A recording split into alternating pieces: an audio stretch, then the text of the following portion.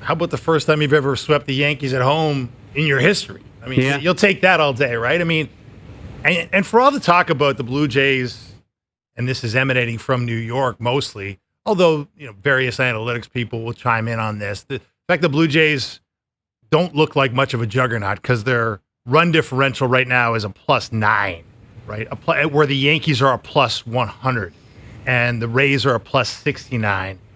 You know what? Sometimes it doesn't come down to run differential. It comes down to making plays. They make, like, to your point, a 14 pitch at bat in a big moment. Yeah. It goes a lot to showing why the Jays, one of the key records that a lot of people are pointing to, they're 26-17 in games decided by 2 runs or less.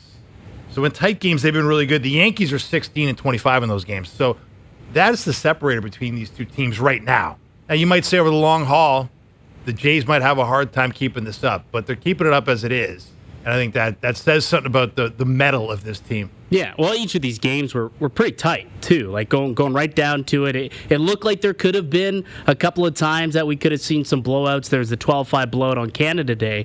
But these last couple of games, decided by 2-3 runs, decided by 2 or 3 big hits. And, you mentioned, Nathan Lucas yesterday and a bunch of other guys who really stepped up. But, like, this was the series of George Springer. Yeah. And George Springer batted .517, 4 home runs, 11 RBI in this 11-game stretch. George Springer has been one of the best hitters in baseball over the course of the last month. And who saw this coming? Not I. I'd be shocked if anyone saw this coming. When he got off to his hot start at the beginning of the season, there were more people saying, hey, utilize this and maybe trade George Springer. Like, if there's any trade value that has popped up because of the hot start that he had, use that to trade him. And all of a sudden, we're halfway through the season, and he's got the highest OPS on the team. He's leading the team with 15 home runs. He's leading the team with 15 RBI, and he's been the heart and soul of this lineup. But nobody saw that coming. I just love this story because, now that they're riding high, you can go back over it and maybe edit the movie. But, clearly you're talking about performances last night, Barger, and also, who am I forgetting? Springer. Okay, so those two guys, if you take those two guys, one of them wasn't supposed to be here and the other was probably the wish list would have been trade them out. Right. Like, don't start the season with them. These two guys are the catalyst, but as I said before, it's everybody. When you see a guy like Hoffman pitch 4 out of 5 games out of the pen, that's a real stretch job, and he was magnificent. Yeah, and that's huge for this team because he's been a linchpin, and he has to be a linchpin for them to succeed in tight games if they're going to win the big ones that are going to matter way beyond July the 4th, right? That's what this team has to be looking at, right? This how long ago was it, Tap Man? We were on your Yes Guy show talking about should they be buyers, should they be sellers? That was a question, right? At the trade deadline. It's not a question anymore. What is it, 27 days from the trade deadline, and it's a no-brainer that they have to be buyers. They have to be, to a lot of people, they have to be aggressive buyers because the American League is there for the taking.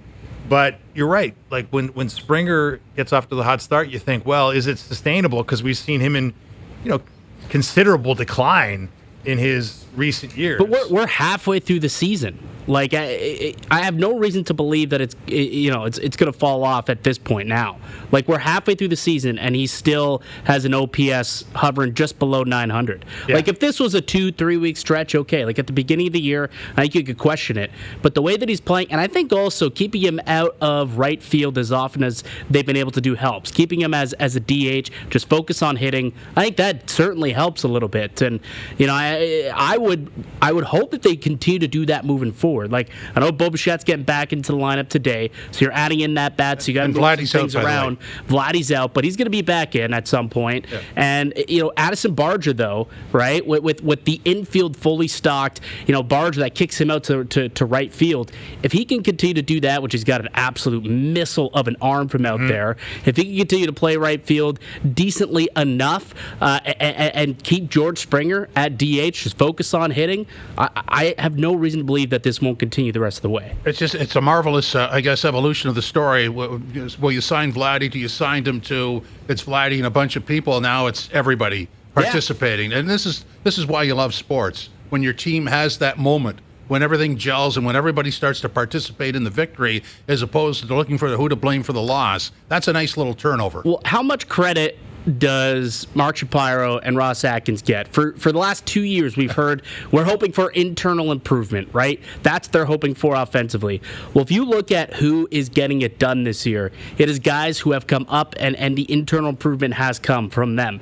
Springer, right? His bounce back year. Alejandro Kirk, he's had a massive bounce back year. Ernie Clement, who's been kind of in the minors for the last few years. He had, he was back and forth the last 2 seasons, but he's come up and he's now hitting for the Blue Jays. He's been outstanding. Barger's come up and he's internally improved this roster, right? Like it wasn't Santander who improved this roster, right? Yeah. It is coming from guys from within, and it's up and down the lineup. It's quite incredible to see, and I think that those two deserve credit for being patient, having belief in the group, and trust in the process. We've heard these phrases before, and they were kind of empty calorie phrases, but it's kind of coming to fruition right now, is it not? Yeah, absolutely. Well, it feels like it is. Yeah. I mean, like let's hold the applause a little bit here. Like not at the park. If you're at the park, it's a fun place to be. How's brother? You're going to head down there with your King Street crew, I'm sure. Many a day. They do a couple games Many a this day year. I'm this sure year. they'll do a couple more. For sure, and it's a hot place to be, and I understand that. But look, I mean, the Santander piece, who makes a bit of news today because he's been put on the 60-day injured list now, more than a month since he last played. The idea that, yeah, it's great that you're doing this without Santander, who was your big offseason swing. Yeah. Guy who had 44 home runs a year ago and was brought into much fanfare. But it's hard to imagine that they're going to be able to sustain it if he can't get on the horse eventually and contribute something, isn't it?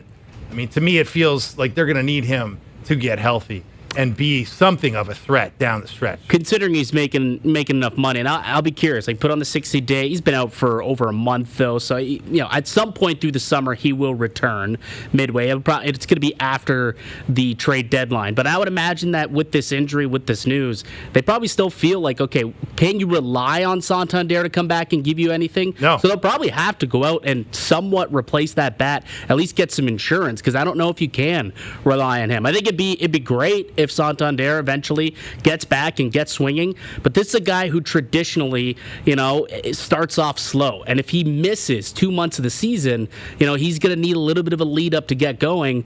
Can the Blue Jays afford that? They'll be in an AL East race. They're on top right now, first in the division. How long is that going to? They're going to be in lockstep with the Rays and the Yankees the whole way. They can't let Santander and his, what's he batting, 173 average.